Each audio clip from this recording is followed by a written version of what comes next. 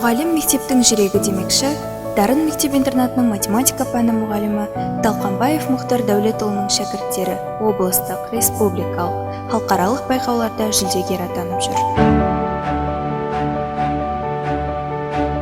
Теориялық білімді жетілдіріп, методикалық әдістерімді арттыру арқылы келешек ұрпақтың сапалы білім мен саналы тәрбие алудың қажеттілігін жадымнан шығармай, кәсіби мәдениеті жоғары, білікті маман атану басты ұстанымым. Шынайы өмірімнің маңызы да белесті жолда ұстаздық әлеміне алып келсе, Дарын мектеп-интернаты ұстаздық қызметімнің шарықтау шыңына айналды деп айта аламын.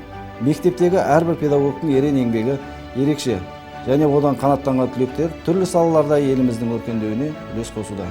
Болашақтың кемел кілті, рухты елдің ертеңі, білімді жастар тәрбиелеуде өзіндік бірегей бағытты таңдаған Дарын мектеп-интернаты менің жүрегімнің таңдауы.